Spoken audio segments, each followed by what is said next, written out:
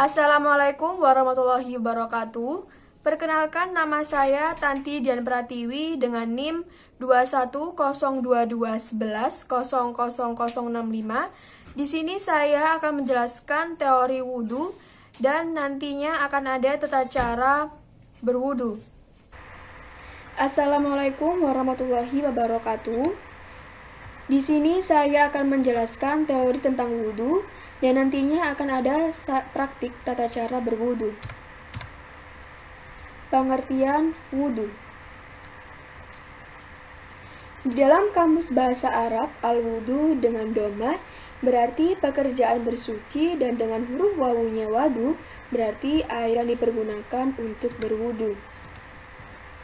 Wudhu menurut bahasa artinya bersih dan indah, sedangkan menurut syara' artinya membersihkan bagian anggota badan untuk menghilangkan hadas kecil. Dalil wudhu dalam surat Al-Maidah ayat 6 yang berbunyi artinya, "Wahai orang-orang yang beriman, apabila kamu hendak melaksanakan sholat, maka basuhlah wajahmu dan tanganmu sampai ke siku, dan sapulah kepalamu dan basuh kedua kakimu sampai ke kedua mata kaki." Kemudian, dalam hadis riwayat Muslim, Rasulullah SAW mempertegas anjuran untuk berwudu yang berbunyi, "Barang siapa berwudu seperti yang dicontohkan Rasulullah SAW, niscaya akan diampuni dosa-dosanya yang telah lalu, dan perjalanannya menuju masjid dan sholatnya sebagai tambahan pahala baginya." Hadis riwayat Imam Muslim dari Abu Hurairah R.A. Tujuan berwudu. Tujuan berwudu adalah membersihkan segala kotoran dan hadas. Dalam berwudu harus menggunakan air yang suci dan mensucikan. Syarat-syarat wudu. Yang pertama, Islam. Yang kedua, tidak sedang haid. Yang ketiga, tidak nifas. Yang keempat, tidak ada yang menghalangi antara kulit dan air wudu. Yang kelima, tidak ada yang melekat di kulit. Yang keenam, paham atau mengerti fardu-fardu wudu. Yang ketujuh, airnya suci mensucikan. Yang kedelapan, tidak menanggung hadas besar. Yang kesembilan, tamyiz, dapat membedakan yang benar dan buruk. Air-air yang dapat digunakan berwudu. Terdapat 7 mata air yang dapat digunakan berwudu. Yang pertama air hujan, yang kedua air laut, yang ketiga air sungai, yang keempat air mata air, yang kelima air salju, yang keenam air es, dan yang terakhir adalah air embun. Sunnah wudu. Yang pertama, membaca basmalah pada awalnya. Memang, tidak ada satu hadis sahih pun yang memerintahkan untuk secara khusus membaca basmalah di awal wudu. Namun, anjuran untuk membaca basmalah di awal melakukan sesuatu itu sangatlah banyak. Ini merupakan tindakan mengikuti apa yang ada di dalam permulaan surat Al-Fatihah, serta mengikuti apa yang dilakukan oleh Nabi Nuh tatkala ia berkata, "Naiklah kamu sekalian ke dalamnya," dengan menyebut nama Allah di waktu belayar dan berlabuhnya. Yang kedua, berturut-turut. Yang ketiga, menggosok gigi atau bersiwak. Yang keempat, berkumur-kumur. Yang kelima, menghirup air. Bagi mereka yang mengatakan bahwa itu tidaklah wajib dan menganggapnya sebagai bagian dari wajah, sangat dianjurkan untuk melakukan dengan sangat baik, kecuali bagi orang yang berpuasa, dan mengeluarkan air dari hidung setelah dihirup. Yang keenam, mengusap semua kepala. Yang ketujuh, mengusap kedua telinga. Yang kedelapan, menyela-nyela jenggot yang lebat. Yang kesembilan, menyela-nyela jari, jemari, tangan, dan kaki. Yang ke-10, mencuci apa yang ada di atas kedua siku dan kedua mata kaki. Sebab ini termasuk dari kesempurnaan wudhu yang dianjurkan dalam hadis-hadis khususnya karena ini sangat dianjurkan. Yang ke-11,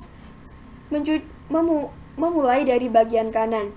Yang ke-12, mencuci wajah, tangan, dan kaki sebanyak 3 kali. Yang ke-13, tidak berlebihan menggunakan air. Yang ke-14, membaca doa setelah selesai wudhu. Sebagaimana diriwayatkan oleh Umar bin Al-Khattab dari Rasulullah SAW, tidaklah salah seseorang di antara kamu berwudu lalu menyempurnakan wudunya lalu dia membaca, "Saya bersaksi, tidak ada Tuhan selain Allah yang tunggal dan tidak ada sekutu baginya. Saya juga bersaksi bahwa Muhammad adalah hamba dan rasulnya, kecuali akan dibukakan baginya 8 pintu surga dan dia boleh masuk dari mana saja yang dia suka." Hal-hal yang batalkan wudhu. Yang pertama, keluar sesuatu dari kubul dan dubur. Keluarnya sesuatu dari kubul dan dubur seperti kencing, berak, dan madzi dapat membatalkan wudhu. Yang kedua, tidur. Tidur yang nyenyak hingga menghilangkan akal dapat membatalkan wudhu.